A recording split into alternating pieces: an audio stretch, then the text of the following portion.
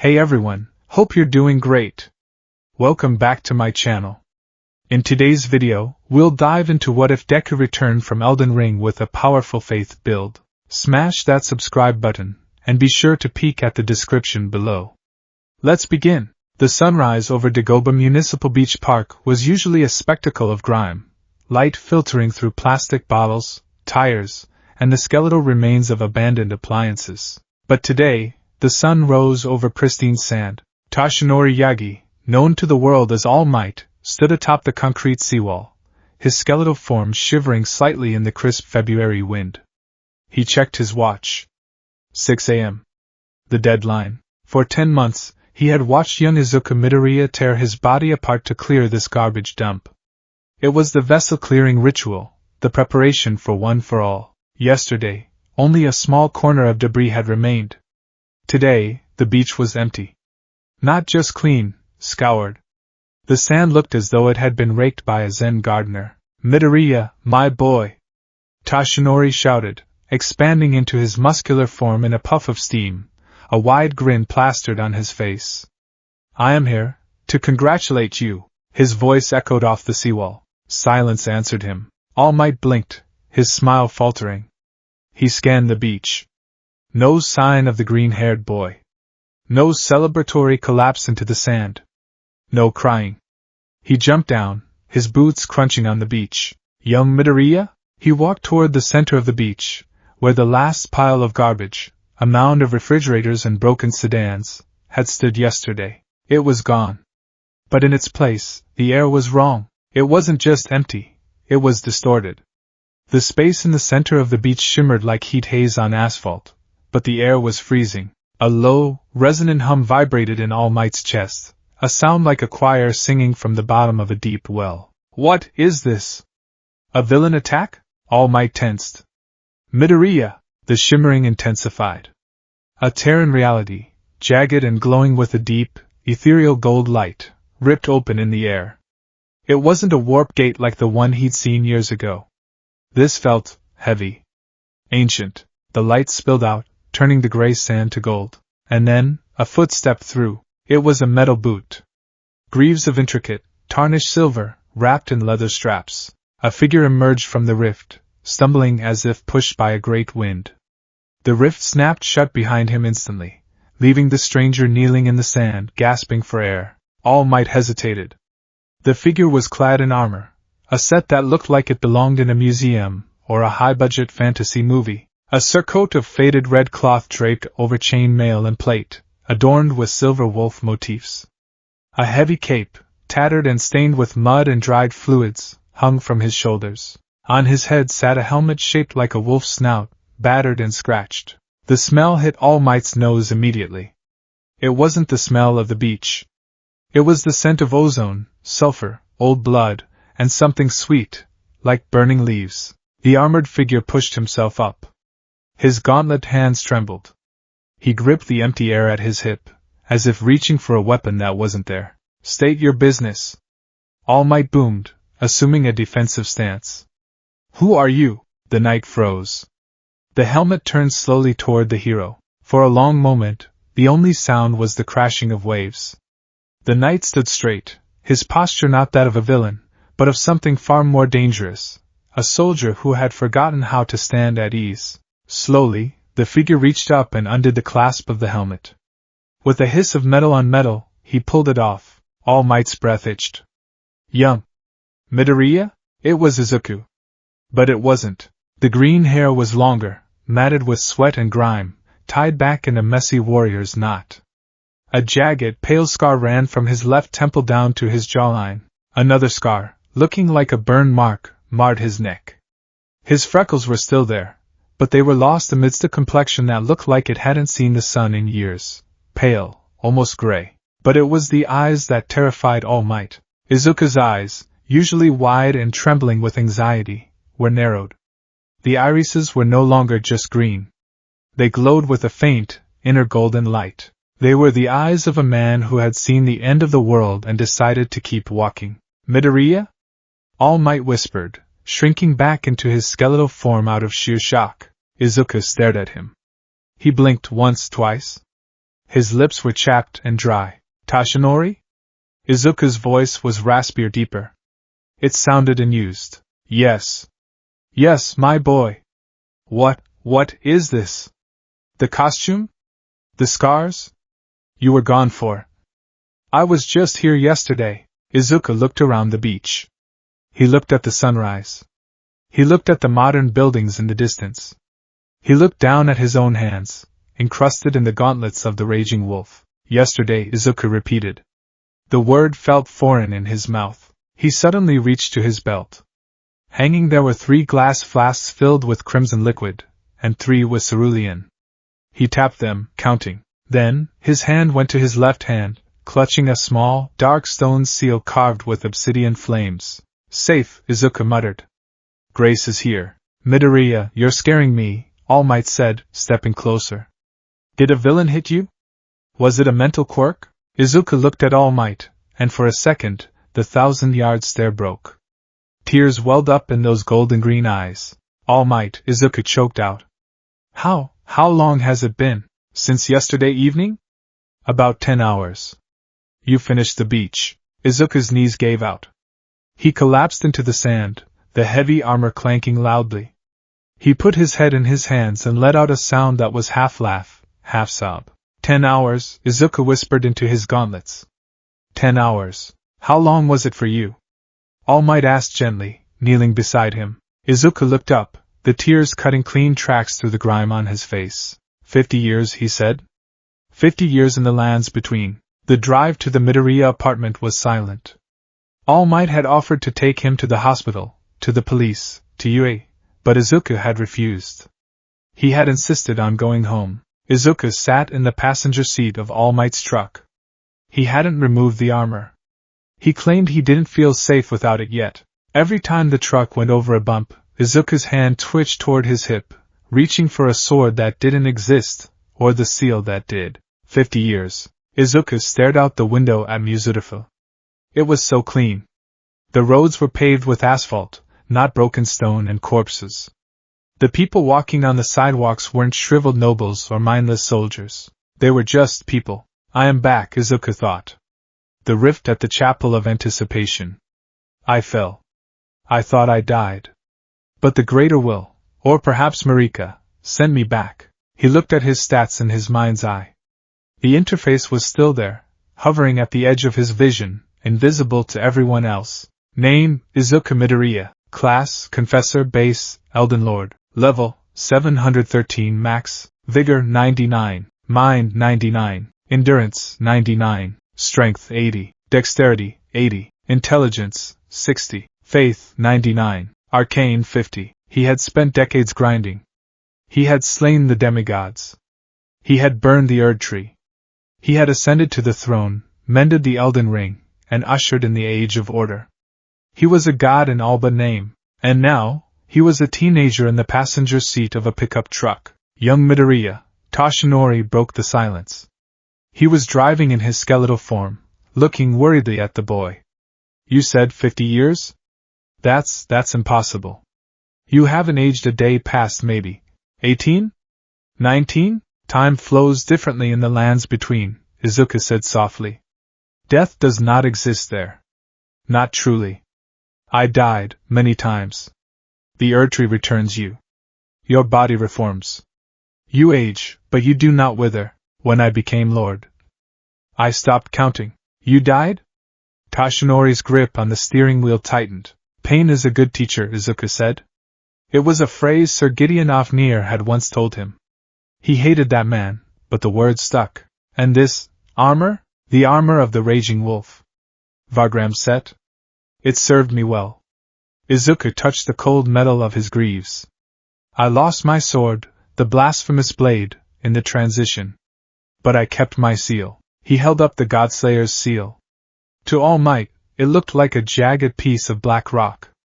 To Izuku, it was the conduit for the black flame, the god-killing fire. And one for all? All Might asked, his voice trembling. The exam. It's in 3 hours, Midoriya. The entrance exam for UA. Izuku froze. The UA entrance exam. The goal. The dream.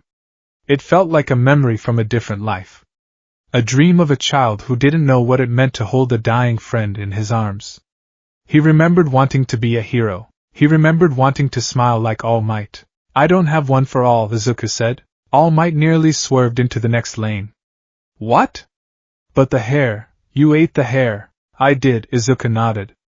Before I fell into the rift. But in the lands between, power works differently. I have no quirk, All Might. I have runes. I have incantations. I have faith. Faith? Power derived from conviction. From the mathematical laws of the Golden Order. From the primal current of the Crucible. Izuku clenched his fist, and for a brief second, a black and white flame flickered over his fingers before he extinguished it. I do not need your power, Tashinori. I have enough of my own. All Might stared at him. The boy who used to stutter and cry was gone. In his place was a weary veteran who spoke of magic as if it were physics. But the exam, All Might pressed. Do you still want to be a hero? Izuku looked out the window. He saw a mother holding her child's hand. He saw a shopkeeper sweeping the front of his store. Peace.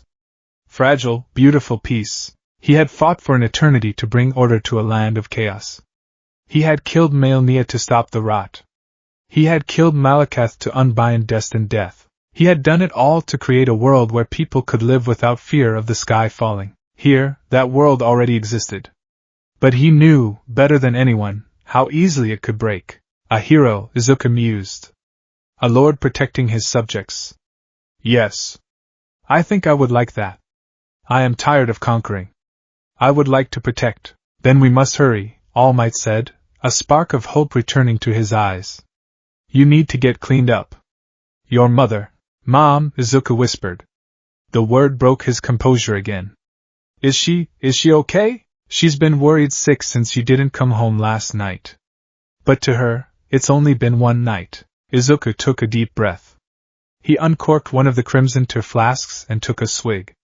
The sweet, viscous liquid burned his throat, restoring his vitality, washing away the fatigue of the dimension hop. Take me to her.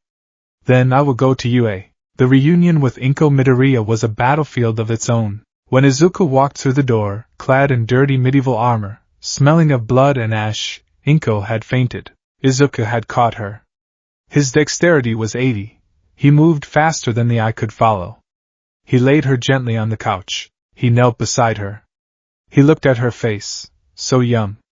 In his memories, she was a blur. He placed a hand over her chest. Great Heel, he murmured. A massive circle of golden glyphs erupted on the floor of the living room, bathing the apartment in warm light. The Erdtree's blessing washed over Inko. Her chronic back pain, her stress-induced palpitations, the minor arthritis in her fingers, instantly vanished. She woke up with a gasp, looking at Izuku. Izuku? Why are you wearing a tin can? He hugged her. He hugged her with a strength of 80, carefully modulated to be as gentle as a feather. He wept into her shoulder, weeping for the 50 years of missed birthdays, missed dinners, missed warmth. She patted his metal back, confused but comforting. He spent an hour with her. He told her a lie, that it was a quirk manifestation, a sudden teleportation quirk that also summoned the armor.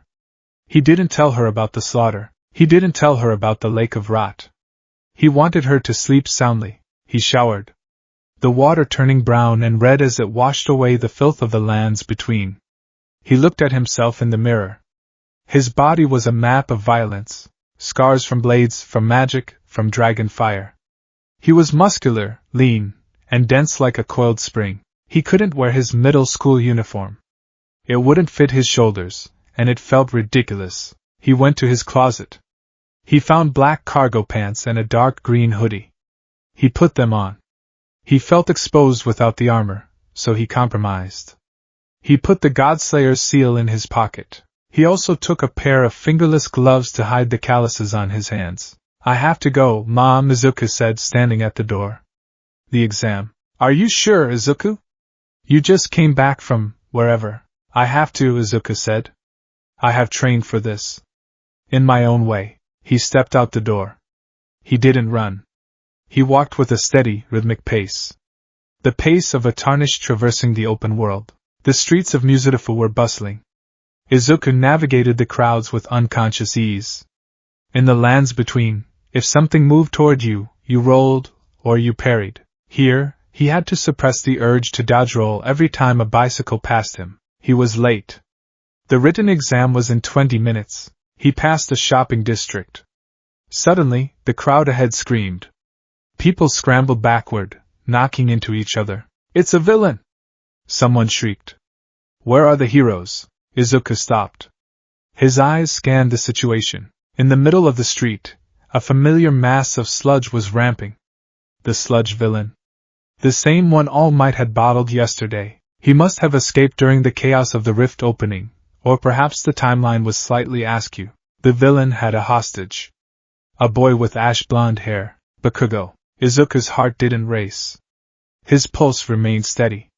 In his mind, a boss health bar appeared at the bottom of his vision. Sludge villain, HP, 100%. Bakugo was thrashing, setting off explosions that only served to feed the fire spreading around them. The heroes, Death Arms, Kamui Woods, Empty Lady, were standing back, blocked by the flames or unable to grab the fluid body. "I can't get close," Kamui Woods yelled. "The fire, my punches pass right through him." Death Arms shouted. Izuku stepped past the police barricade. "Hey kid! Get back!" A policeman yelled. Izuku ignored him. He walked toward the fire. The heat washed over him. Compared to the lava of empty Gelmir, this was a warm breeze. He stopped 10 meters from the villain. The sludge villain saw him. "You! The kid from yesterday! You're back for another ride?" Bakugo's eyes, wide with panic, locked onto Izuku. He saw the scars. He saw the cold, golden eyes. "Deku?" Bakugo choked out, muffled by the sludge. Izuku analyzed the target. Target is fluid. Physical damage negligible. Fire damage ineffective due to fluid nature. Magic damage, efficient. Lightning damage, super effective due to conductivity. Izuku raised his right hand. He didn't shout a smash. He didn't scream for courage. He reached into his soul, tapping into the memory of the dragon cult. The friendship of Godwin and Fortisax. The power of the ancient storms. Sparks of red electricity crackled around his fingers. The air pressure dropped instantly. The smell of ozone overpowered the smoke. "Get down, Kaken," Izuku said. His voice was low, but it carried through the chaos. Bakugo didn't argue. He instinctively stopped thrashing. Izuku gripped the air.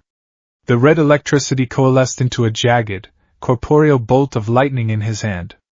It hummed with the sound of 1,000 birds chirping, deepening into the roar of a thunderclap. The heroes watched in stunned silence. "Lightning spear," Izuku whispered. He hurled the bolt. It moved faster than sound. There was a crack that shattered windows in the nearby storefronts. The bolt of red lightning struck the center of the sludge villain's mass, missing Bakugo by inches. Boom! The impact didn't just splash the sludge. It vaporized the moisture within it instantly. The villain screamed as millions of volts coursed through his liquid body, boiling him alive in a microsecond. The electrical discharge blew the sludge apart, scattering globules of unconscious villain across the pavement. Bakugo fell forward coughing, steam rising from his clothes. The fire around them was blown out by the shockwave of the lightning. Silence fell over the street. Izuku lowered his hand. He walked over to Bakugo. He looked down at his childhood bully. Bakugo looked up, eyes trembling, seeing a giant where a pebble used to be. What the hell was that?" Bakugo rasped. Izuku didn't answer. He reached into his pocket, pulled out a small glass flask of crimson tears, and poured a drop onto Bakugo's arm, where the explosions had burned him. The skin knit together instantly. "Drink water," Izuku said. "You're dehydrated." He turned to the heroes, who were staring at him with mouths agape. "The villain is incapacitated. He is not dead, merely shocked into submission. You should collect him before he reconstitutes." Izuku checked his mental clock. "I am going to be late for the exam." He turned and walked away. The crowd parted for him like the Red Sea. No one tried to stop him. You don't stop a force of nature. Izuku arrived at the UA gates with 5 minutes to spare. He stood before the massive glass structure. The Fortress of Heroes. It looked small. Compared to Leyndell, the royal capital, with its dragon corpse and golden roots, Yue looked like a quaint office building. He walked into the orientation hall. He took his seat. He felt the eyes of other examinees on him. He knew he looked rough. The scar on his face was prominent. His clothes were plain, but he sat with a posture so perfect, so regal, that people instinctively gave him space. Bakugo was seated a few rows over. He kept glaring at Izuku, looking like he wanted to scream, but every time their eyes met, Bakugo flinched. The memory of that red lightning was burned into his retinas. President Mike appeared on stage. Everybody say hey. Silence. Tough crowd, tough crowd. Izuku listened intently. He treated this like a briefing from Gideon Ofnir. Objective: immobilize targets. Robots. 3 types. Point values assigned based on difficulty. When the written exam started, Izuku struggled. He stared at the Japanese history section. Who was the Prime Minister in 2140? He didn't know. But he knew the lineage of the Golden Order. He knew the history of the Carian royals. He focused on the tactical analysis questions. Those he aced. Scenario: hostage situation. Izuku wrote a detailed essay on stealth mechanics, the use of sleep pots, and the ethical application of madness incantations, crossed out and replaced with distraction tactics. Then came the practical exam. Izuku stood in front of Battle Center B. He was wearing the UA track suit. It felt light. Too light. He missed his armor. He looked around. The other students were stretching, psyching themselves up. A girl with brown hair, Ochako Uraraka, was breathing deeply. A guy with glasses, Tenya Ida, was inspecting the gate mechanism. Izuku closed his eyes. He centered his breathing. He visualized the Erd Tree. Even though it wasn't here, the faith remained. The greater will's influence rippled through dimensions. Buff sequence, Izuku thought. He brought his hand to his chest. A golden aura flared around him. Golden vow. Attack power increased. Defense increased. He clasped his hands together. A subtle yellow light washed over his skin. Black flame protection. Physical damage negation increased considerably. The students near him stepped back. Did you see that? Is that his quirk? He's glowing. Start. President Mick's voice blared over the speakers. There are no countdowns in real battles. Run! Run! The other students hesitated for a split second. Izuku did not. He launched himself forward. With 99 strength and 80 dexterity, he didn't run. He blurred. The ground cracked beneath his sneakers. He was inside the city in a heartbeat. A one-pointer robot rolled out from an alley. Target acquired. Izuku didn't stop. He slid on his knees, channeling golden light into his palm. He slammed his hand into the robot's chassis. Wrath of gold. A shockwave of pure holy energy exploded from his hand. The robot didn't just break. It crumpled into a ball of scrap metal and was launched 50 feet backward, embedding itself into a concrete wall. Izuku kept moving. A 3-pointer appeared on a roof, aiming missiles. Izuku leaped. He jumped 30 feet into the air. He hovered there for a second, defying gravity. He snapped his fingers. A ball of black fire appeared in his hand. Black flame. He threw it. The fireball hit the robot. The black fire roared, eating through the metal armor like acid.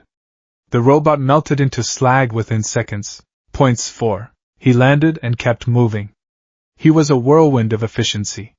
He didn't use flashy movements. He used minimum effort for maximum lethality. Cipher Pada. He summoned blades of unblockable holy light from his fists. He dashed through a group of 2-pointers, slashing through their armor as if it were paper. Slash. Slash. Thrust. 3 robots fell, sliced cleanly in half. Points, 28. In the observation room, the teachers were silent. Who is that kid? Midnight asked, leaning forward. He moves like a soldier. No wasted movement. Izuku Midoriya, All Might said, his voice quiet. He has returned. Returned from where? Aizawa asked, eyes narrowed. That's not a mutant quirk. That's an emitter. But he's chanting. Is it a spell-based quirk? Look at the destruction, Niza noted. He isn't just destroying them. He's dismantling them. He knows exactly where the weak points are. Back in the city, Izuku had stopped counting. He had enough points. 45 villain points. He stood in the middle of the street, surrounded by smoking wreckage. He wasn't even out of breath. His stamina bar was huge. Then, the ground shook. The 0-pointer. It rose from the ground like a titan. It was massive, taller than the buildings. The other examinees screamed and ran. Run! It's the 0-pointer. It's huge. Izuku looked up. Size category, colossal. Threat level, moderate. Similar to a golem. He turned to leave. There were no points for this. It was a waste of FP. Ouch. The voice was faint. Izuku paused. He looked back. The brown-haired girl was trapped under rubble, right in the path of the giant robot. Izuku sighed. Maidenless behavior to leave her, he thought. He turned around. He walked toward the robot. The other students were fleeing past him. Hey! You're gonna get crushed! One yelled. Izuku ignored him. He walked until he was directly in front of the girl. The robot loomed over them, its massive track raising to crush them. Can you move? Izuku asked the girl, not looking at her. My leg! She cried. Close your eyes, Izuku commanded. And cover your ears. Izuku looked up at the robot. He took a deep breath. He needed something with high stagger potential. He reached into his pocket and gripped the seal. He channeled his mana. His mind stat was 99, his FP pool was vast. He raised his right hand to the sky. The clouds above the arena darkened instantly. Red lightning began to arc between them, unnatural and violent. The wind picked up, howling through the fake city. The teachers in the observation room stood up. What is that energy reading? Cementos yelled. Izuku pulled his hand down. Ancient dragon's lightning strike. The sky tore open. Massive, jagged pillars of red lightning slammed down from the heavens. Not one bolt, but dozens. They struck the 0-pointer with the force of tactical nukes. Crack boom. The sound was deafening. The light was blinding. The lightning tore through the robot's metal plating. It superheated the internal mechanisms. The sheer force of the impact flattened the robot into the asphalt. The machine didn't just stop, it was obliterated. Molten metal rained down around them, but Izuku raised a hand, casting immutable shield, a localized barrier, to deflect the debris from the girl. The smoke cleared. The 0-pointer was a smoking crater. The red lightning fizzled out, leaving static dancing in the air. Izuku exhaled. He felt a slight drain on his FP, but nothing a flask couldn't fix. He turned to the girl. She was staring at him, eyes wide, mouth open. She had forgotten the pain in her leg. Are you safe? Izuku asked. She nodded dumbly. Good. Izuku knelt. He placed a hand on the rubble trapping her. Strength 80. He lifted the concrete slab with one hand as if it were styrofoam and tossed it aside. He hovered his hand over her ankle. Heel. A soft chime, a flash of gold. Her ankle snapped back into place. The bruising vanished. Stand, Izuku said, offering a hand. She took it. Her hand was shaking. His hand was rough, calloused and warm. Thank you, she whispered. I'm Uraraka. Midoriya, he replied. Time's up. Present Mike screamed, his voice cracking slightly. The siren wailed. Izuku let go of her hand. He looked around. Every student in the vicinity had stopped running. They were all staring at him. The boy who called down the storm. He reached for his hip, instinctively checking for his flask again. 3 left. He looked up at the observation tower. He knew All Might was watching. I passed, Izuku thought. I didn't need to eat hair. I didn't need to break my bones. He felt the grace pointing him forward. Not toward a throne this time, but toward a classroom. Izuku Midoriya, the Tarnished, the Elden Lord, walked toward the exit. He needed a nap. And maybe to find out what a phone was, because his mom kept asking him to check it. The Golden Order had arrived at UA. And the world was not ready. The train ride home from UA High was a sensory nightmare for a man who had spent half a century in a dead world. Izuku Midoriya sat near the doors, his back pressed firmly against the metal pole. He didn't hold the strap. His balance was absolute, honed on the narrow branches of the Halig tree and the crumbling arches of Faramazula. But the noise was overwhelming. In the lands between, silence was the default state of existence. The world was quiet, save for the wind, the groans of the undead, and the terrifying, sudden orchestras that accompanied the arrival of a demigod. Here, inside the Musitifu commuter train, there was a cacophony of life. Teenagers laughing at videos on their phones, a salaryman snoring, the announcement chime, the screech of wheels on tracks. It was the sound of peace. It was the sound of a world that had not yet been burned. Izuku stared at his reflection in the dark glass of the opposite window. The raging wolf armor was gone, stored away in the inventory of his mind, or rather, the pocket dimension afforded to him by the grace. He was wearing his middle school uniform again. The fabric felt flimsy, like paper. It offered no poise, no negation. If a sniper shot him now, he'd have to rely solely on black flame protection, or a dodge roll. He flexed his hand. The calluses were there. The phantom weight of the Godslayer's seal was there. I am home, he thought, the concept still alien. The entrance exam is over. I destroyed the construct. I saved the maiden. He looked at his hands. They were shaking. Not from fear, but from the adrenaline crash. His body was young, 15 years old biologically, but his mind was carrying the weight of an Elden Lord. The dissonance was jarring. He felt like a pilot trying to fly a paper airplane after commanding a starship. The train stopped. Musitifu Station. Izuku stepped off. He walked the familiar path to his apartment complex. Every step felt momentous. He remembered walking this path yesterday, crying because he thought he wasn't ready. Now, he walked it as a veteran of 1,000 wars, afraid only of how his mother would look at him. The apartment was exactly as he left it, yet entirely different. When he opened the door, the smell of katsudon hit him. It was a visceral punch to the gut. The last time he had eaten a real meal, not boiled prawn, not pickled turtleneck, not a rune arc, was 50 years ago. Or yesterday. Izuku? Inko Midoriya came rushing out of the kitchen. She was wearing her pink apron. Her eyes were red and puffy. She had clearly been crying again, despite him returning earlier to change. Mom, Izuku said. His voice rasped. He cleared his throat, trying to pitch it higher, trying to sound like her son. I'm back.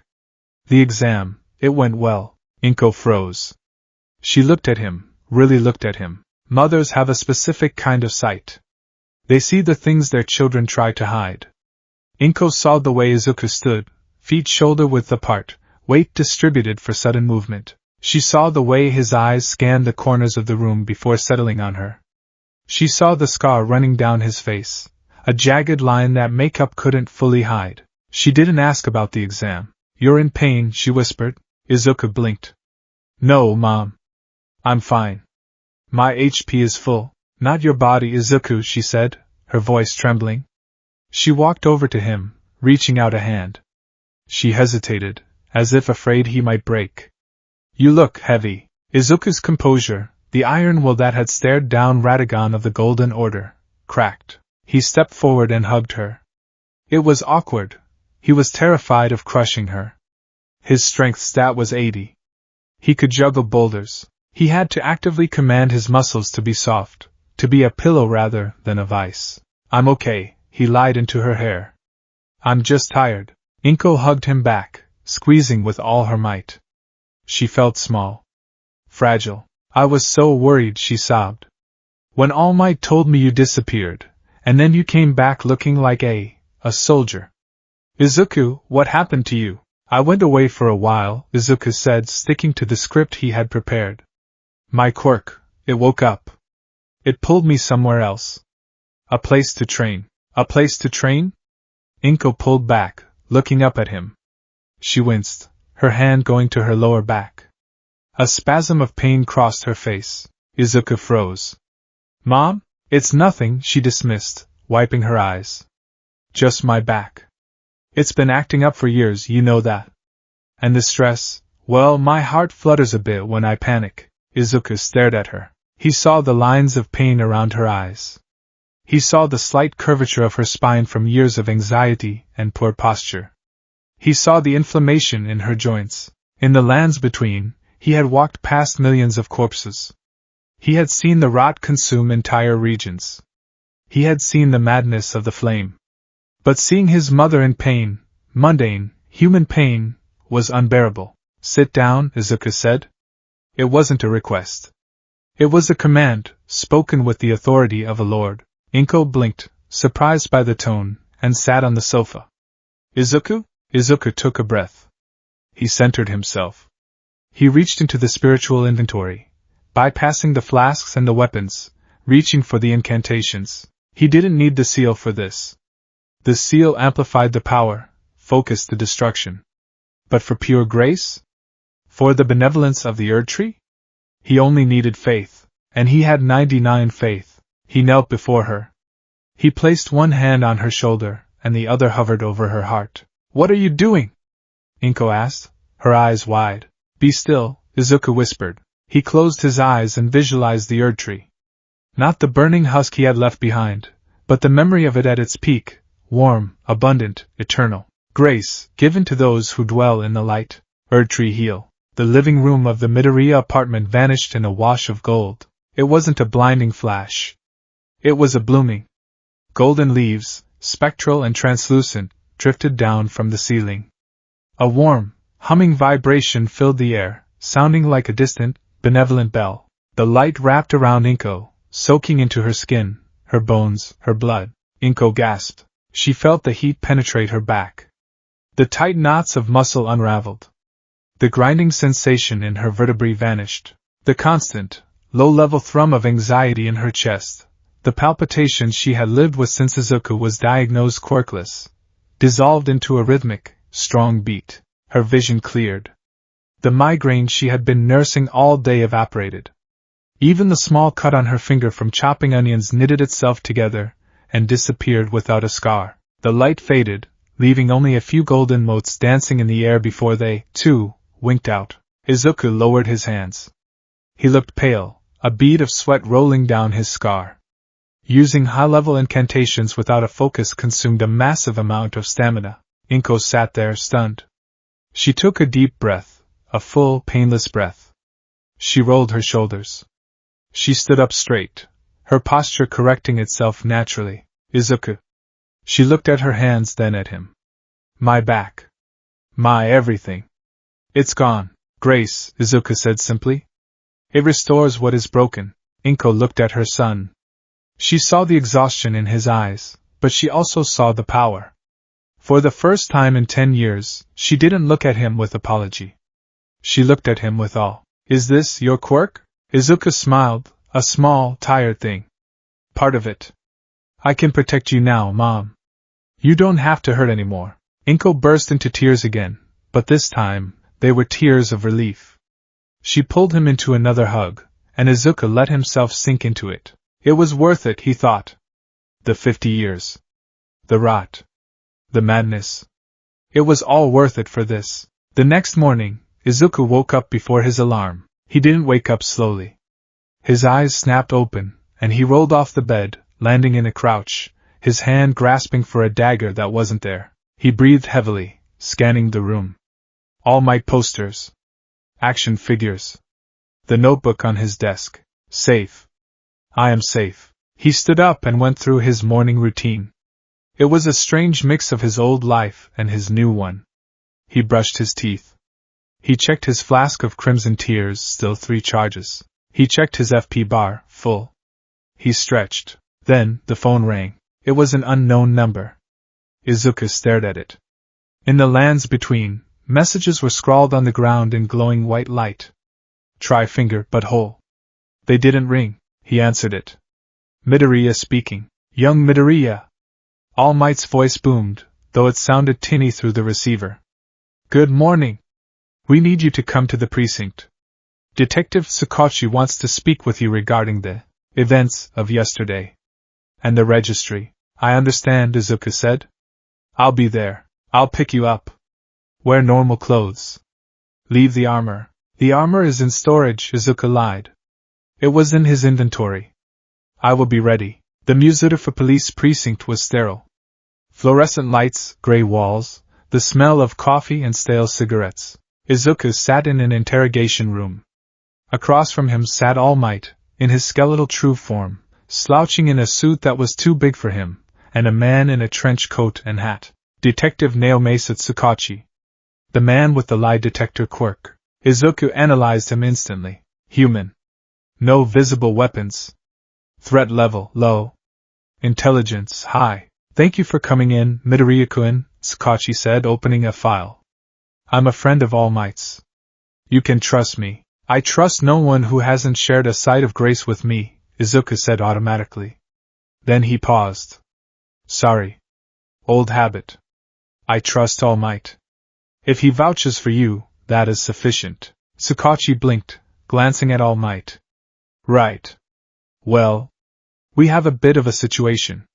You've been missing for 10 months according to our timeline, but you claim to have been gone for 50 years. You returned yesterday, intervened in a villain attack using lethal force. Non-lethal, Izuku corrected. I used a low-voltage lightning spear. If I wanted to kill the sludge villain, I would have used the bolt of Grand Sax or Hone Bolt. He is merely cooked. Not dead. True, Sakachi muttered, his quirk registering the statement. He looked a bit pale. Okay. Lethal capacity, then? And then you participated in the UA exam and displayed power that rivals top-tier pro heroes. The issue is, your quirk registry lists you as quirkless. Izuku sat back.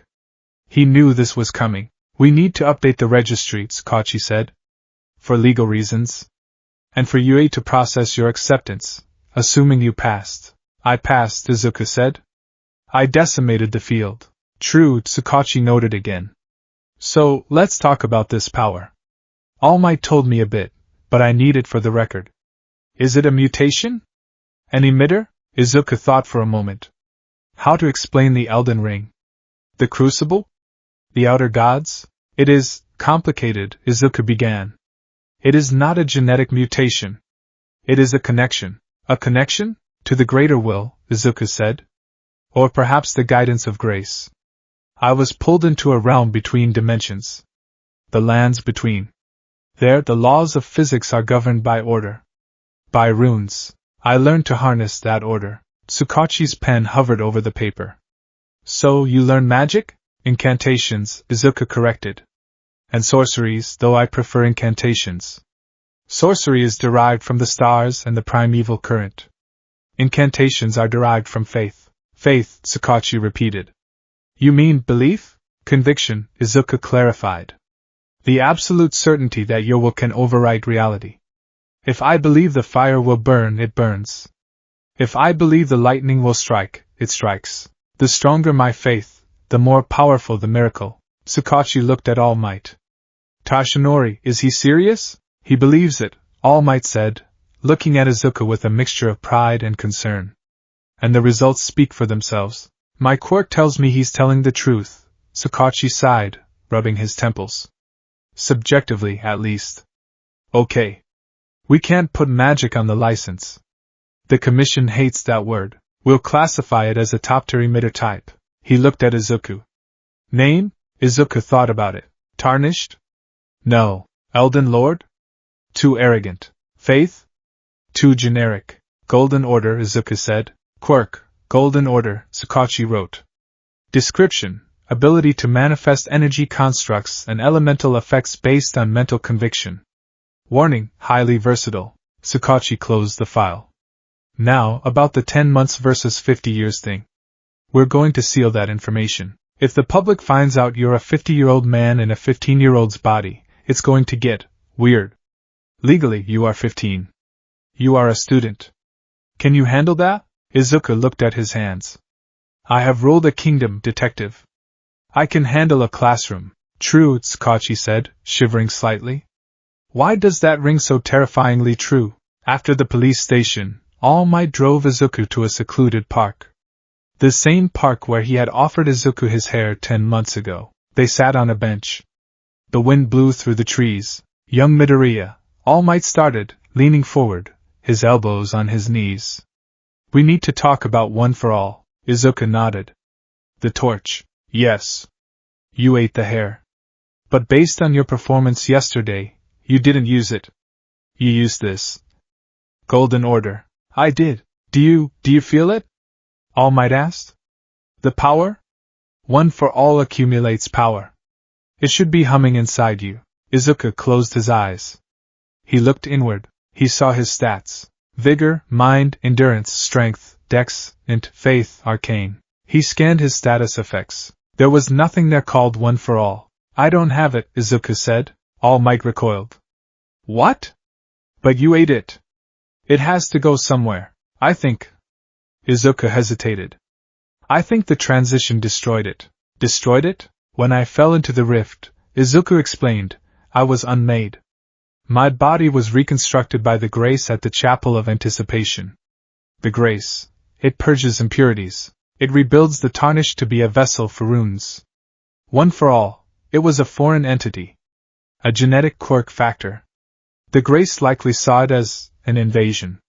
Or a status ailment. All Might looked horrified. You mean, the power of the 8th generation, the legacy, is gone? Maybe, Izuku said. He didn't look sad. Or maybe it was returned to you. Check yourself, All Might. All Might blinked. He closed his eyes. He focused on the embers of One for All. Usually, they were fading, a dying fire. He concentrated. The fire was small. But it was there. It wasn't gone. It was dormant. I still have the embers, All Might whispered.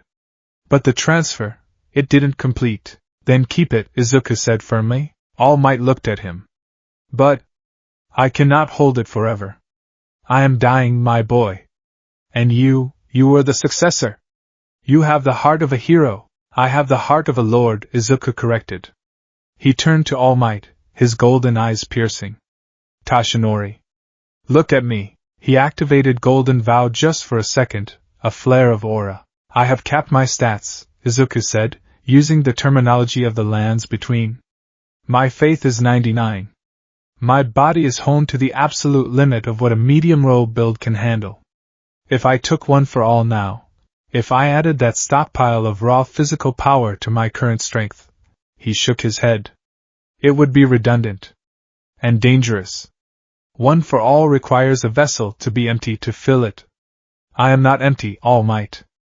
I am full. I am overflowing. All Might stared at the boy. He realized, with a pang of melancholy, that the shivering child he had met 10 months ago was gone. He didn't need a teacher to give him power. He had found his own. Then, what will you do? All Might asked.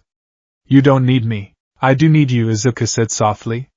The hardness in his eyes melted, just a little. I know how to kill gods, All Might.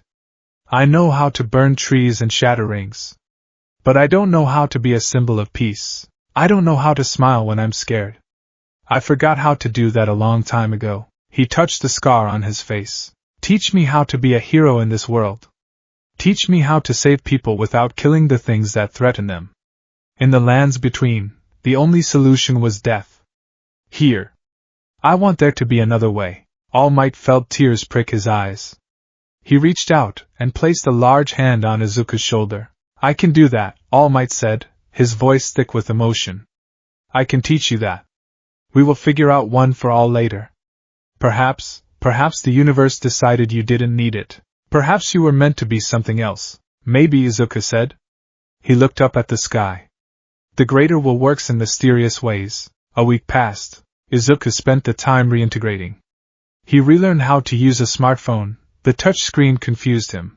He kept trying to press invisible runes. He relearned how to cook things that weren't roasted beast liver. He also addressed his gear. The Raging Wolf armor was iconic, but All Might was right. It was heavy, scary, and smelled of old blood. It wasn't suitable for rescue operations or media appearances. He needed a new look. He sat at his desk, sketching. He drew upon the memories of the Confessor class, the church spies of the Two Fingers.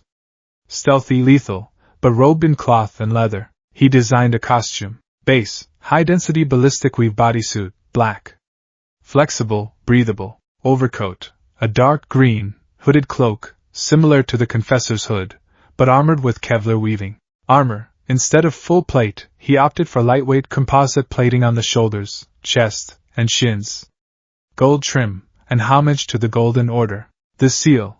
He designed a glove for his left hand with an embedded slot for the Godslayer's seal, so he wouldn't drop it. Utility. Instead of pouches for throwing knives, though he kept a few, he added pouches for first aid. He submitted the design to the support company via the UA portal. Then, the letter arrived. It came in the evening. Inko brought it in, holding it like it was a bomb. "Izuku," she squeaked. "It's here." Izuku took the envelope. It was heavy. He sat at his desk.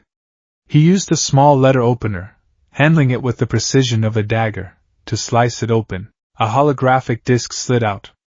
It activated instantly. "I am here." All Might's hologram projected onto the wall. As a projection, All Might shouted.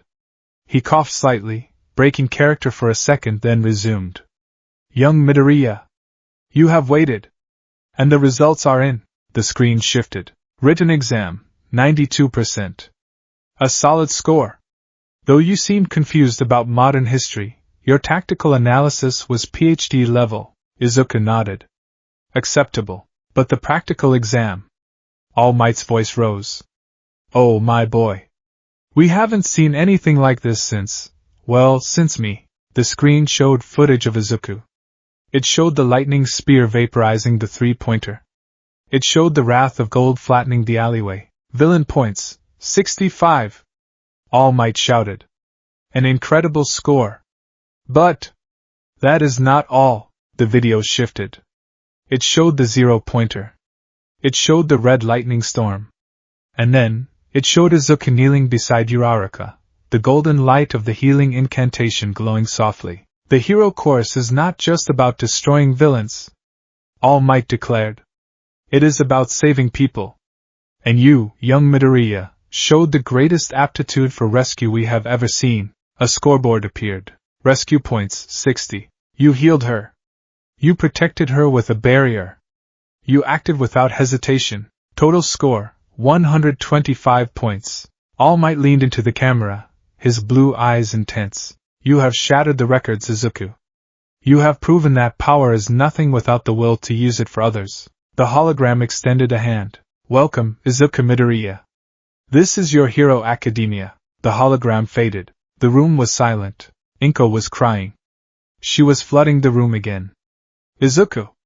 You did it! You're in!" Izuku sat there, staring at the blank disc. He felt pride, not the grim satisfaction of defeating a demigod. Not the relief of surviving a boss fight with 1 HP left. This was warm. It was light. He touched the scar on his cheek. "I'm in," he whispered. He stood up and walked to the window. He looked out at the city lights of Muzurifu. For 50 years he had fought to become Elden Lord. He had fought to mend a broken world. Now, he had a new quest. Quest started, become the greatest hero. Izuku smiled. And for the first time since he fell into the rift, the golden light in his eyes softened into a gentle, human green. "Let's go," he said to the empty air. Somewhere, in the space between spaces, the greater will seem to hum in approval. Or perhaps it was just the wind. Either way, the Tarnished had found his grace. The campus of UA High was designed to be imposing. It was a fortress of glass and steel, a modern castle for the knights of the New Age. To the average middle schooler, the sheer scale of the H-shaped main building was enough to induce hyperventilation. To Izuku Midoriya, who had stormed the Academy of Raya Lucaria and burned the capital city of Landel to ash, it looked sanitary. He stood at the base of the steps, his red sneakers scuffing against the pristine pavement.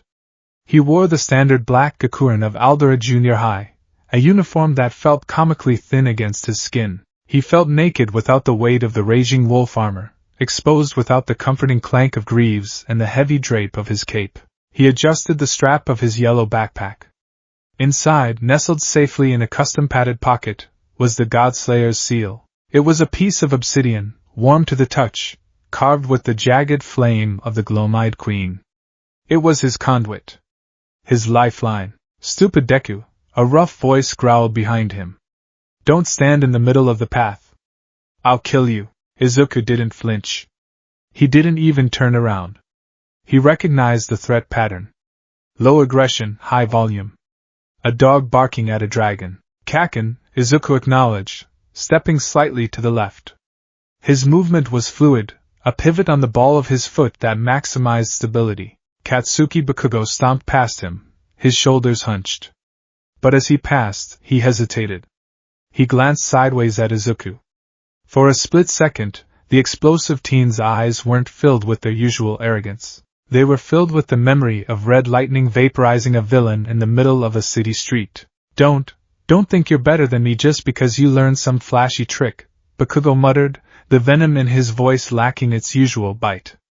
I'm still gonna be number one. Focus on your stamina management, Izuku said calmly, staring up at the Yui archway.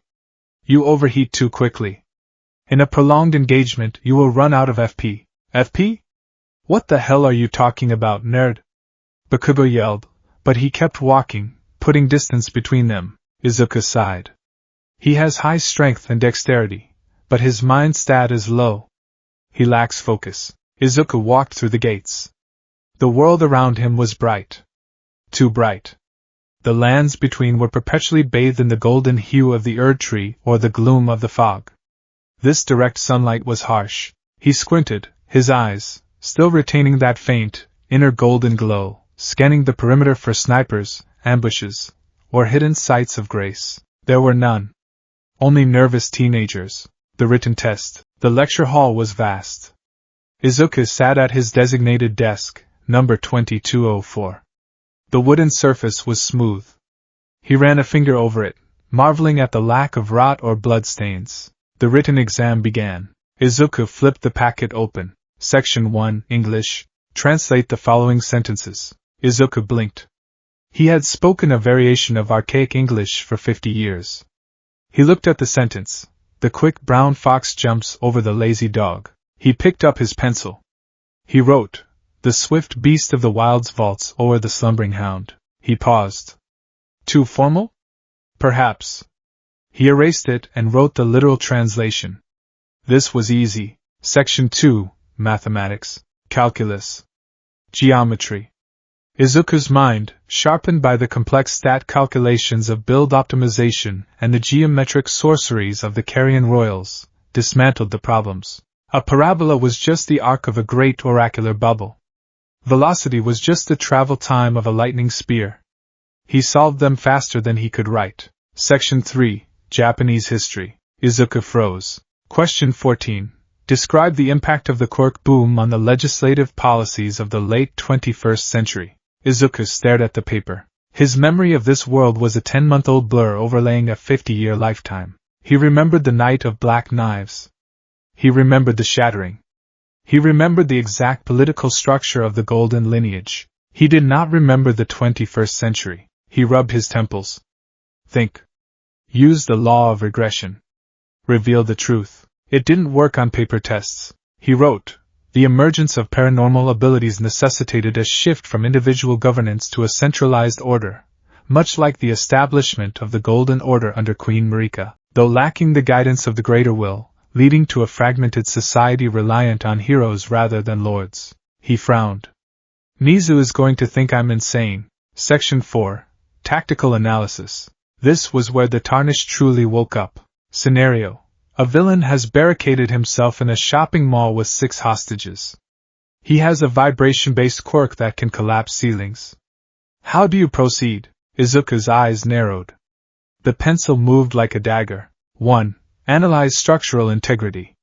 Locate load-bearing pillars. 2. Do not engage frontally. Vibration quirks rely on sound or tactile transfer. 3. Use stealth. Crouch walk to minimize noise. 4. Deploy sleep pots or Saint Trina's arrows to incapacitate targets silently. He crossed this out. They don't have sleep pots here. Correction. Use knockout gas or silent takedown. If unavailable, use a localized barrier spell to shield hostages. 5.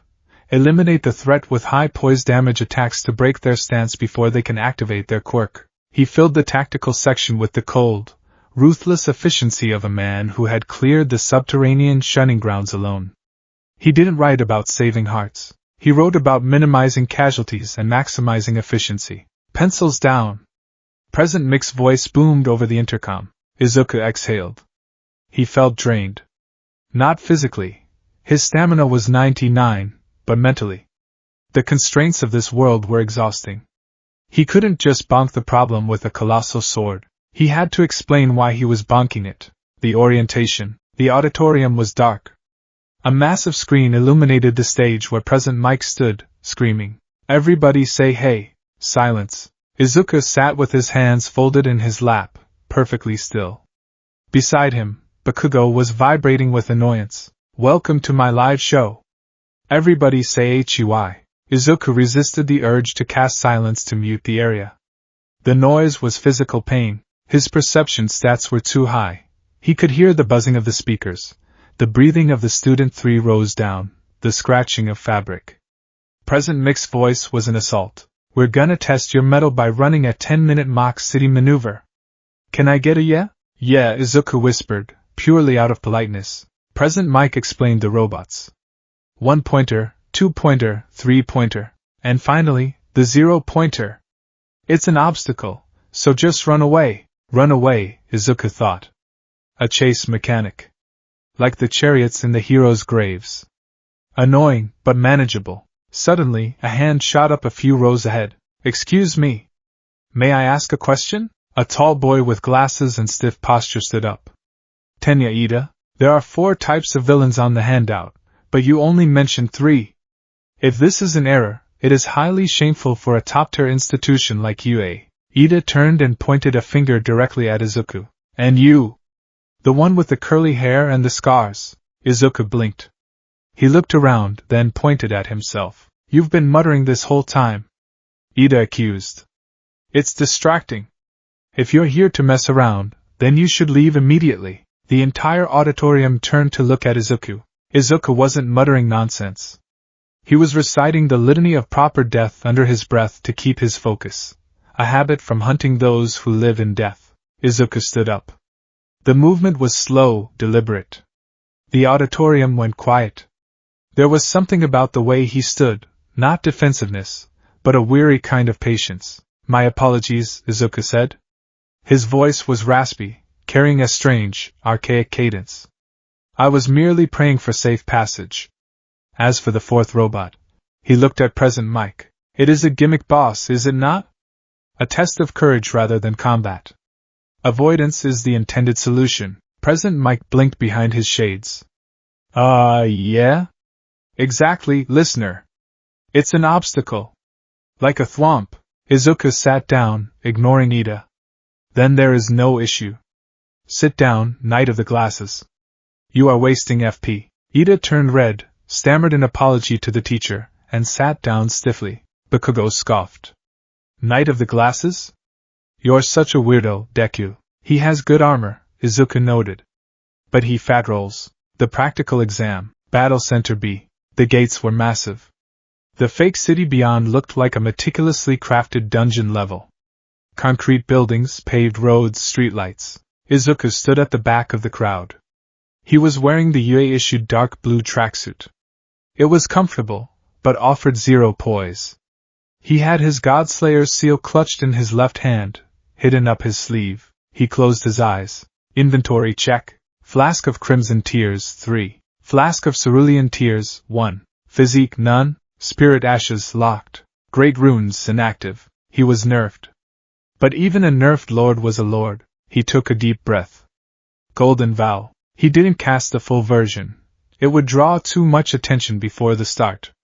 He cast the lesser version, the Ash of War variant he had memorized.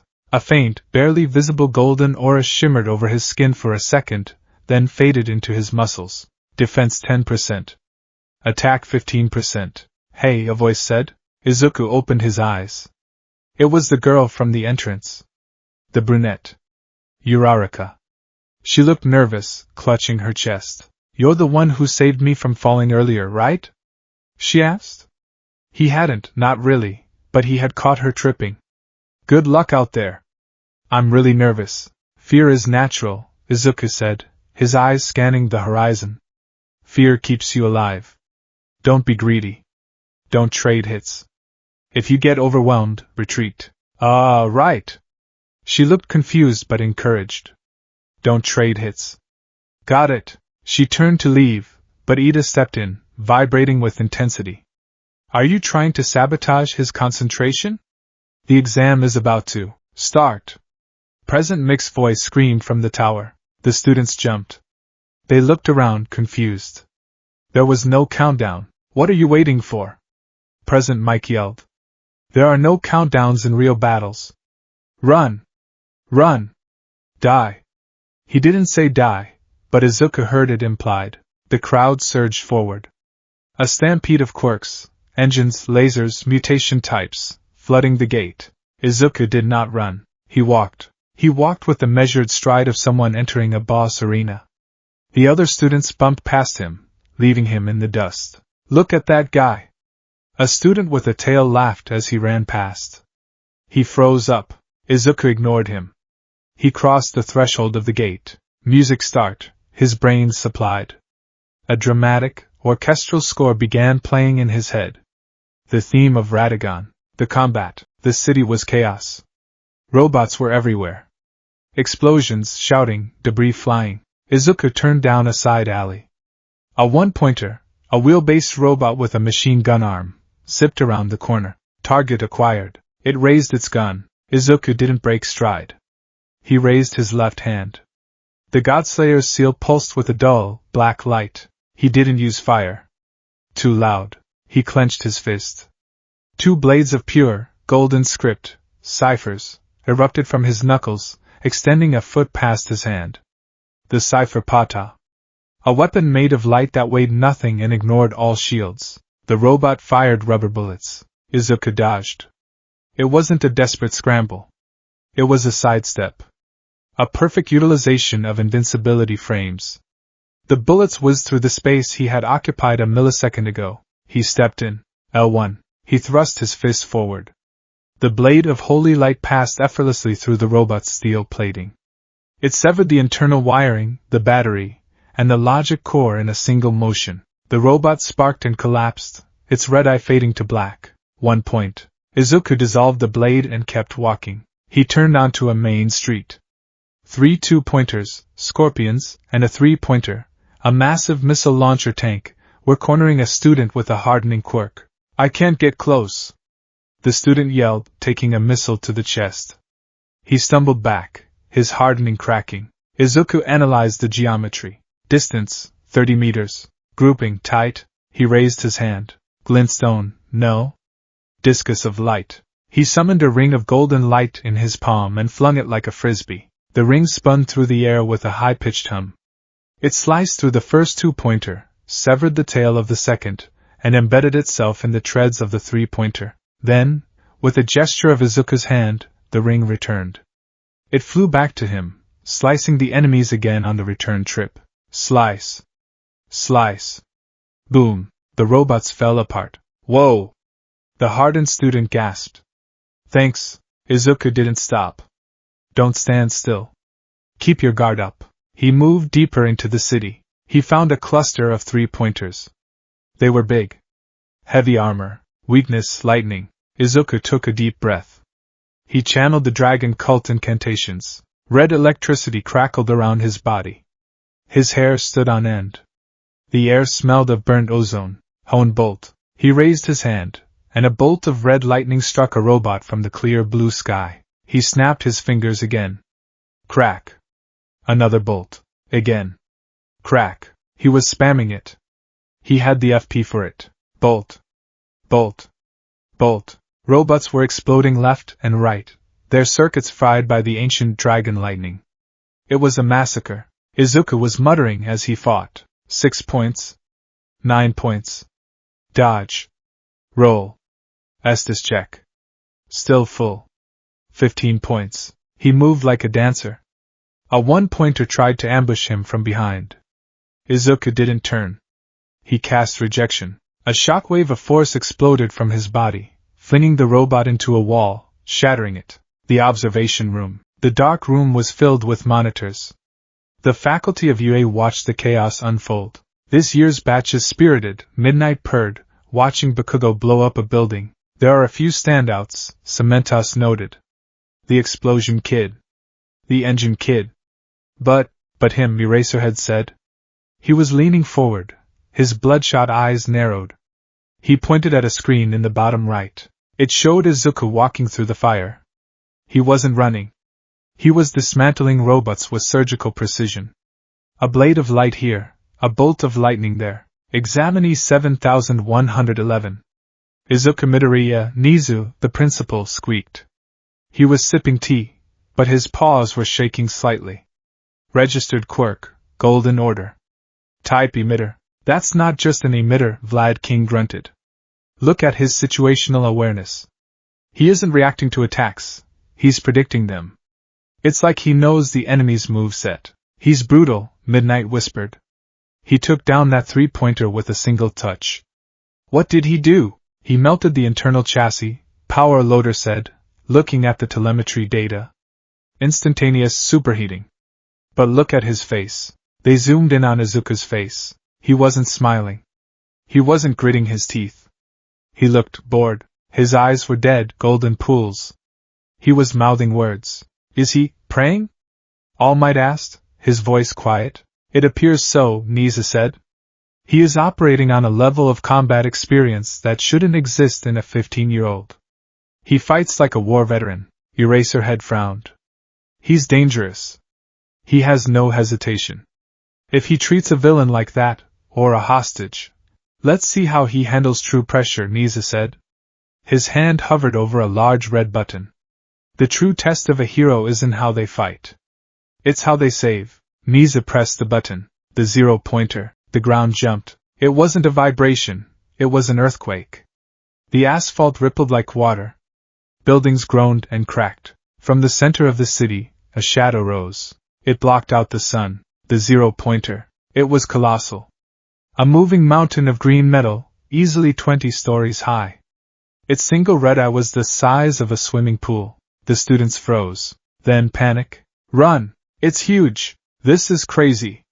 We can't fight that. The crowd turned and fled. It was a chaotic retreat. Students were shoving each other, screaming. Izuku stood still. He looked up at the behemoth. Colossal enemy type. Low speed. High damage. Likely resistant to physical slash. Weakness unknown. Likely lightning or magic. He checked his points. 45 villain points. That was enough to pass. It was a waste of resources to engage. The loot drop wouldn't be worth the FP cost. He turned to leave. Tactical retreat. Ow! The sound cut through the chaos. Izuku stopped. He looked back. Uraraka was on the ground. A piece of debris from a smashed building had pinned her leg. She was struggling, her face pale with terror. The zero-pointer was looming over her. Its massive tread was descending. It wasn't aiming for her, but it didn't care. It was a force of nature. The other students were running away. Ida was looking back, hesitating, but ultimately choosing to lead others to safety. Izuku looked at the girl. He looked at the robot. Maidenless behavior, a voice in his head, that sounded suspiciously like Var, whispered. Izuku sighed. He reached into his pocket and uncorked his flask of cerulean tears. He downed the blue liquid in one gulp. The mana rushed back into him. His mind sharpened. The fatigue vanished. He turned around. He didn't run. He sprinted, but not with the clumsy gait of a teenager. He lowered his center of gravity, moving like a wolf. He reached Uraraka. The shadow of the robot was already covering them. Can you move? Izuku asked calmly. My leg. I'm stuck. Uraraka cried, tears streaming down her face. Run! You have to run! Close your eyes, Izuku ordered. His voice was iron. And cover your ears. What? Do it! The command carried the weight of a roar. Uraraka flinched, curling into a ball and covering her head. Izuku stood up. He faced the zero-pointer. The robot was 50 meters away. The tread was coming down. Izuku raised his right hand to the sky. He gripped the Godslayer's seal in his left hand so tight his knuckles turned white. He didn't need just a spark. He needed the storm. He needed the weapon he had torn from the corpse of Placidosax. He channeled his faith. All 99 points of it. The air pressure in the fake city plummeted. The windows of the surrounding buildings shattered inward. The sky above the arena turned a bruised purple. Dark clouds swirled into existence in seconds, defying meteorology. Red lightning began to dance between the clouds. Not the thin bolts from before. These were thick, jagged tears in reality. Bear witness! Izuku roared at the machine. He pulled his hand down. Ancient Dragon's lightning strike. The world turned red. A pillar of red lightning, thick as a building, hammered down from the sky. It struck the zero-pointer's head, then another. And another. An expanding ring of red electrical storms radiated outward from Izuku. Krakom. The sound was beyond deafening. It was a physical blow. The zero-pointer didn't crumble. It melted. The lightning was hotter than the surface of the sun. The reinforced alloy of the robot's head liquefied instantly. The electricity traveled down the chassis, detonating the internal reactors. The massive machine convulsed. Explosions ripped through its torso.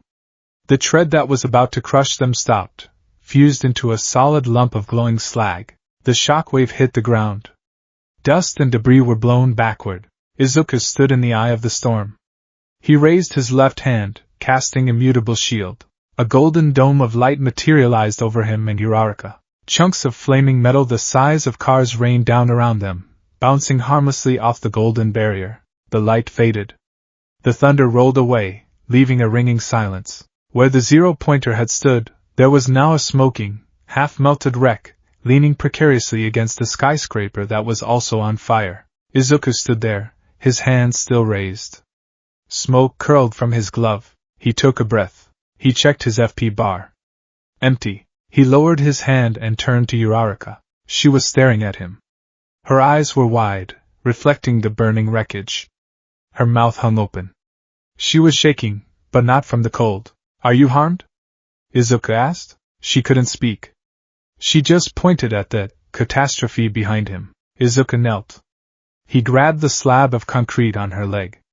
With 80 strength, he lifted it with one hand and tossed it aside like a piece of cardboard. Her leg was bruised, twisted. Izuku didn't have enough FP for a great heal. He checked his inventory. Warming stone. He pulled out a small, intricately carved stone and dropped it on the ground next to her. It began to glow with a warm, comforting light. Stay close to the stone, Izuku said. It consumes FP to heal over time. It will fix the bone in about 30 seconds. Wvu. Uraraka stammered. Who are you? Izuku stood up. He adjusted his backpack. Just a tarnished, he muttered. The aftermath. Time's up. Present Mick's voice cracked over the speakers. He sounded terrified. The siren wailed.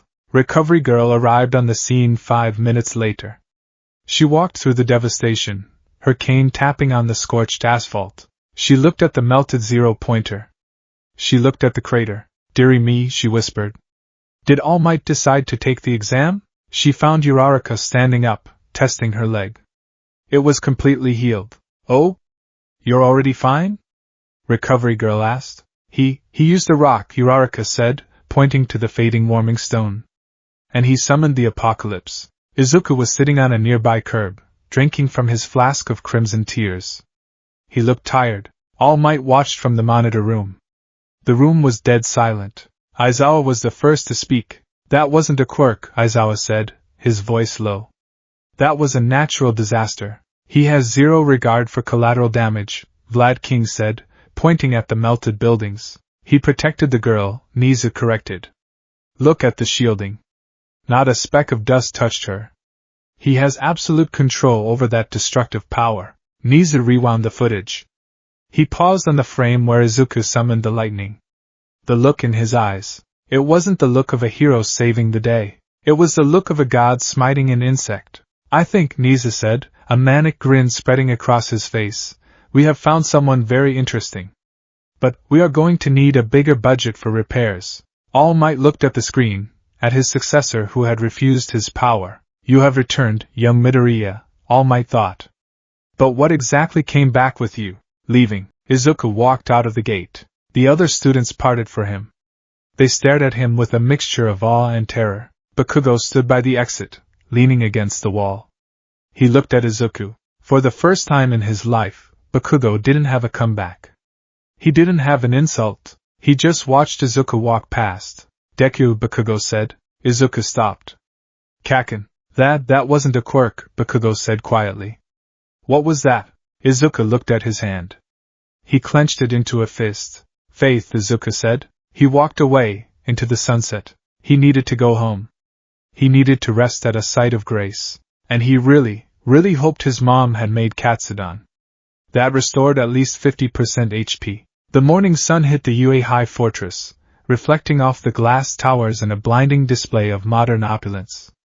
To the average citizen, this building was the pinnacle of Heroes Society. To Izuku Midoriya, it was a dungeon. A very clean, well-lit dungeon with excellent ventilation, but a dungeon nonetheless. Izuku stood before the massive 1A door. It was comically large, designed, he assumed, to accommodate mutation types or perhaps trolls. He adjusted the collar of his uniform. The blazer felt restrictive, not in the way plate armor was, which hugged the body and distributed weight, but in the way a cheap suit constricted movement.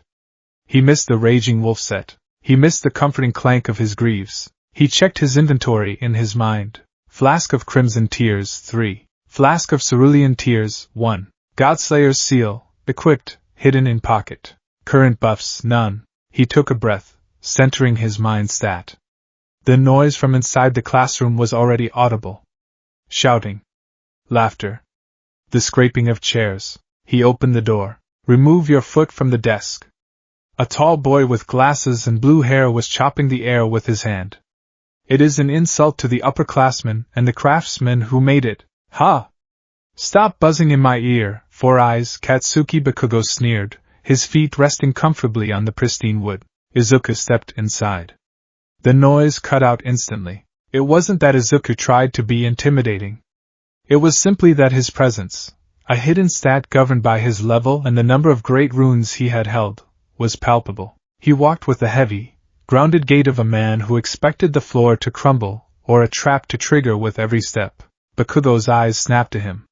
He flinched, just for a microsecond, before scowling. Deku, Kaken, Izuku acknowledged with a nod. He scanned the room. 20 desks. 20 students. No visible traps. It's you! Izuku turned. The girl with the brown bob cut, Uraraka, was beaming at him. She rushed over, stopping just inside his personal space. Izuku didn't step back, but his hand twitched toward his hip. I didn't get to thank you properly for the exam, she chirped. You were amazing. That lightning? And the way you healed my leg? I tried to find you after, but you vanished. I needed to rest at a site of GR. I needed to go home, Izuku corrected himself smoothly. The incantation consumes significant stamina. I'm Ochako Uraraka. And this is Tenya Ida. She gestured to the tall boy, who was now marching toward them like a wind-up soldier. Midoriya-kun. Ida bowed perfectly. I misjudged you at the exam. I thought you were muttering to distract us, but you were assessing the threat level. I realized the true nature of the test was rescue, and I failed to see it, while you acted without hesitation. I hate to admit it, but you are the better student. Izuku stared at Ida. Knight of the Glasses. High intelligence, low wisdom. Rigid movement set. Vulnerable to backstabs. You did what you thought was right, Izuku said, his voice raspy and calm. There is no shame in retreating to ensure survival. A dead hero saves no one. Ida looked stunned by the profound, albeit grim, advice. If you're here to make friends, pack up and leave. The voice came from the floor. The class froze. Izuku's eyes darted down instantly. Lying in the doorway, wrapped in a yellow sleeping bag like a monolithic caterpillar, was a man. He looked disheveled, unshaven, and exhausted. Izuku analyzed him. Threat level high. Weapon, capture cloth. Status effect, sleep deprivation. Aura suppression. It took you 8 seconds to shut up, the man said, unzipping the bag and standing up. He wore all black. Time is limited. You kids aren't rational enough. He pulled a gym uniform out of the bag. I'm your homeroom teacher, Shota Aizawa. Put these on and meet me on the grounds. The locker room. The boys' locker room was filled with the sound of zippers and nervous chatter. That teacher is intense, huh? A boy with spiky red hair, Kirishima, grinned. I like it. Very manly. I don't know, he looks like a hobo. A boy with electric blonde hair, Kaminari, laughed. Hey, Midoriya, right? You were the one who nuked the 0-pointer? That was sick. What's your quirk? Izuku was facing his locker, unbuttoning his shirt. It is called Golden Order. Golden Order? Sounds fancy. Is it like a light quirk? Izuku pulled his shirt off. The chatter in the room died. The silence was sudden and heavy. Even Bakugo, who was aggressively shoving his things into his locker, stopped and stared. Izuku's back was a map of agony. It wasn't just the scars. It was the type of scars. Running diagonally across his spine was a jagged, purple discoloration, the remnant of a glintstone sorcery that had nearly bisected him. On his left shoulder, the skin was mottled and gray, a souvenir from a rot night in the Lake of Rot. His lower back bore 3 distinct, circular puncture wounds from a clean rot spear, and traversing his ribs were claw marks that looked like they had been made by a beast the size of a truck. He was 15. But his body looked like it had survived a meat grinder. "Dude," Kirishima whispered, his grin vanishing. "What happened to you?" Izuku pulled the P-uniform shirt on, covering the history of violence. He turned around, his face impassive. "Training," Izuku said. "Training?" Kaminari squeaked. "Did you train in a blender?" "The lands between are unforgiving," Izuku said, closing his locker. "Pain is a teacher. I have had many lessons." He walked out, leaving a room full of boys who suddenly felt very small. The testing grounds. The class stood on the dirt field. The sun was high. Aizawa stood before them, holding a softball. "A quirk apprehension test?" The class shouted in unison. "What about the ceremony?" "The guidance counselor meeting?" Uraraka asked. "If you want to be heroes, you don't have time for such niceties," Aizawa droned. "Yui is known for its freestyle educational traditions. That applies to the teachers as well." He looked at Izuku. "Bakugo, you finished first in the entrance exam. How far could you throw a softball in middle school?" 67 meters, Bakugo grunted. "Try it with your quirk." Bakugo stepped into the circle. He stretched his arms, a feral grin on his face. Die! Boom! The explosion propelled the ball into the stratosphere. 705.2 meters, Aizawa read from his device. The class cheered. "Awesome! We can use our quirks as much as we want? This is gonna be fun." "So cool!" Aizawa's expression darkened. The air around him grew heavy. "Fun?" he whispered. "You have 3 years to become heroes. Will you have an attitude like that during a crisis?" He smiled, a manic, terrifying expression. "All right. Whoever comes in last place in all 8 tests will be judged to have no potential, and will be punished with expulsion." "Expulsion?" the class screamed. "It's the first day," Uraraka protested. "That's not fair." "Natural disasters aren't fair," Aizawa countered. "Villain attacks aren't fair. Limitations aren't fair. Yui is here to train you to overturn those limitations. Go beyond. Plus ultra." Izuku watched Aizawa. He recognized the tactic. Intimidation. A filter mechanism. He wants to weed out those with low resolve. In the lands between, if you weren't strong enough, you didn't get expelled. You died. Or worse, you became a grafting subject. Expulsion was a mercy. Rationality, Izuku muttered. Order. Aizawa's eyes flicked to Izuku. "You have something to say, Midoriya?" "No, sensei," Izuku said calmly. "I agree. Fairness is a construct for the weak. Only strength dictates survival." The class looked at Izuku with horror. Aizawa raised an eyebrow. "Then show me that strength." Test 1, 50-meter dash. Izuku lined up against Ida. Ida revved his engines. "I will not lose in a race, Midoriya-kun." Ready. Go! Ida shot forward. Whoosh.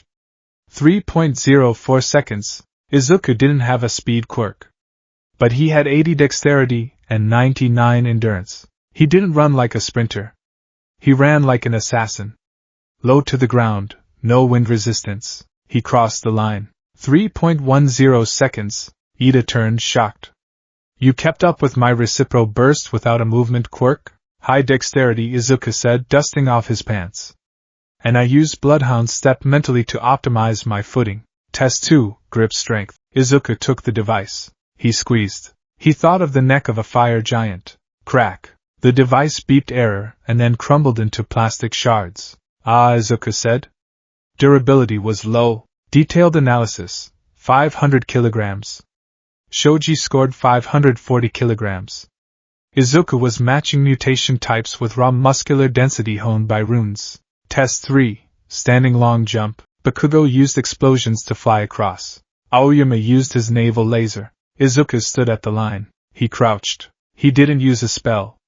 He just jumped. When you spend 50 years jumping onto rooftops to find hidden items, your leg muscles become hydraulic presses. He cleared the sandbox entirely. Test 4, repeated sidesteps. Mineta was the king here. Izuku was fast, but without the old hunter's bone or bloodhound step active, he was merely peak human. He scored well, but not top tier. Test 5, the ball throw. This was it. The main event. Uraraka stepped up. She touched the ball. It floated. She hit it. It went up, and didn't come down. Infinity, Aizawa showed the device. The class went wild. Midoriya, Aizawa called. Izuku walked to the circle. He picked up the ball. It felt light. He stood in the center. He closed his eyes. Aizawa watched him closely. He destroyed the zero-pointer with a lightning strike. He has immense physical stats. But can he control it? If he summons that storm here, he'll blow up the school. Izuku took a breath. He didn't need the lightning storm for a ball throw. That was AoE, area of effect. He needed single target velocity. He reached into his spiritual inventory. Incantation, aspects of the crucible, tail? No, too messy. Incantation, rejection? Good for knockback. Incantation, noble presence? He decided on a simple combination. Buff stacking. He whispered the words. Golden vow. A subtle golden aura flared around his body, boosting his physical attack power. Flame, grant me strength. A flicker of fire ignited in his chest, warming his muscles, granting a burst of physical potency. He stepped back, winding up for the throw. He channeled mana into his arm, preparing to unleash a Stone of Garank Beast incantation, but substituting the boulder for the ball. He whipped his arm forward. Suddenly, the power vanished. The golden aura dissipated. The fire in his chest snuffed out. The strength left his arm. He stumbled, the ball rolling pitifully out of his hand a few meters. 46 meters, the robot announced. The class was confused. What happened? Did he slip? I thought he was gonna nuke it. Izuku stared at his hand. He felt heavy. The grace was there, but the manifestation was blocked. He turned to Aizawa. Aizawa's hair was floating. His scarf was levitating. His eyes glowed a piercing red. I erased your quirk, Aizawa said, his voice flat. Izuku straightened up. He didn't look scared. He looked curious. That entrance exam, Aizawa continued, walking closer. It was irrational. You have power, yes. But you can't control it. You summon disasters. If you had used that lightning just now, you might have killed your classmates. You're a liability. He stopped inches from Izuku's face. From what I saw, you can't save anyone. You can only destroy. And when you destroy, you leave yourself open. Just like now. Aizawa blinked. His hair fell. I returned your quirk. You have 2 chances left. Get it over with. Izuku looked at the teacher. He analyzed the situation. Erasure. He blocks the activation of the ability. But then, Izuku realized something. In the lands between, there were anti-magic zones. There were silencing spells. But faith? Faith wasn't something you turned off. Faith was the soul imposing its will on the world. Aizawa hadn't erased the faith. He had severed the connection to the seal momentarily. He had blocked the channel. Izuku picked up the ball again. Sensei, Izuku said quietly. Aizawa paused. Your logic is sound, Izuku admitted. For this world. You believe power is a biological function. A muscle to be cramped. A gene to be suppressed. Izuku stepped back into the circle. But I do not wield a quirk, Eraserhead. Aizawa's eyes narrowed. He knows my hero name? I wield the Elden Ring's guidance, Izuku whispered. And you cannot erase a law of the universe. Izuku held the ball. He didn't buff himself this time. He didn't use the flashy auras. He focused on the law of regression. Regression heals all ailments. It dispels all special effects. It reveals the true form. But he didn't cast it on himself. He cast it on the concept of the throw. He visualized the ball as a projectile from the jar cannon. He visualized his arm as the bolt of Grant Sachs. Aizawa activated his eyes again. The red glow returned. He tried to clamp down on Izuku's quirk factor. Izuku smiled. You are trying to erase a gene. I am using my soul. You can erase the biology, Izuku said, winding up. But you cannot erase faith. He threw the ball. He put every ounce of his 99 strength, 80 dexterity, and the passive buff of the blue dancer charm, lower equip load equals higher damage, into the throw. And at the last millisecond, the faith pushed through the erasure. Because Aizawa was looking for a quirk activation in the brain or body, but the incantation came from the seal in Izuku's pocket, and the words in his soul, rejection. A massive shockwave of golden force exploded from Izuku's palm at the moment of release. Boom! It sounded like a cannon shot. The dust on the field was blown away in a perfect circle. Aizawa's scarf was whipped back violently. The ball vanished. It tore through the air, creating a vacuum tunnel. It sailed over the fence, over the trees, and disappeared into the city skyline. Aizawa stood there stunned. His eyes were dry, blinking rapidly. I erased it. I was looking right at him. I erased the activation factor. How did he generate that force? The device in his hand beeped. 805 meters. Izuku stood in the circle. His arm was smoking slightly from the friction. He turned to Aizawa, clutching his hand into a fist, not in victory, but to quell the trembling. My quirk is not a mutation, sensei, Izuku said, his voice echoing in the silence. It is a discipline. You cannot erase prayer. Aizawa stared at the boy. For the first time in years, he felt a genuine shiver of the unknown. This wasn't a biological power. This was something else. 805 meters. Aizawa muttered. Izuku walked past him. Also, you should use some eye drops. Your dry eye is a status ailment. I could cure it if you like. The aftermath. The class was paralyzed. He beat Aizawa-sensei? Kaminari whispered. He overpowered the erasure? Yayarosa murmured, her hand on her chin. That defies the fundamental laws of quirk genetics. Bakugo was shaking. He watched Izuku walk back to the group. The nerd. The quirkless loser. He had just thrown a ball further than Bakugo's explosion. And he had done it while being suppressed. DKU. Bakugo lunged. He didn't think. He just reacted. The cognitive dissonance was too much. Explosions crackled in his palms. Tell me how you did that, you bastard. He was fast. But Izuku had fought Male Nia, Blade of Miquella. Izuku didn't flinch. He saw the telegraphed attack. Right hook. Wide swing. Amateur. Izuku stepped in. He raised his left arm. Parry. He didn't use a shield. He used his forearm, coated in a flash of black flame protection. He slapped Bakugo's arm aside with precise force, knocking the explosion harmlessly into the air. Then, in the same motion, Izuku stepped behind Bakugo and swept his leg. Bakugo hit the dirt.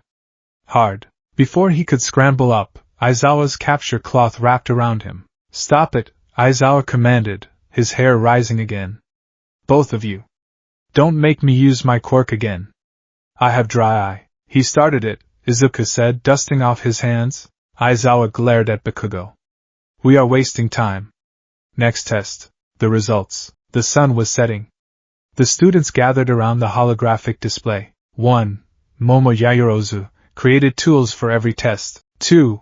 Izuku Midoriya dominated raw stats ball throw. 3. Shoto Todoroki. 4. Katsuki Bakugo. 20.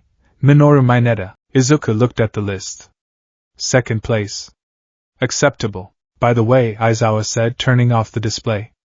I was lying about the expulsion. Huh! The class screamed. It was a logical ruse to draw out your upper limits. I knew it. Yayarosa sighed. It was obviously a pedagogical deception. No, Izuku spoke up. The class turned to him. He wasn't lying, Izuku said, looking at Aizawa. His killing intent was real. He was ready to cut us off. Just like he was ready to erase me. Aizawa looked at Izuku. A creepy smile spread across his face. You have good instincts, kid. That's right. I've expelled an entire class of first years before.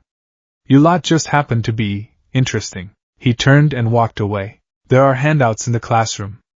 Midoriya, come to the faculty office later.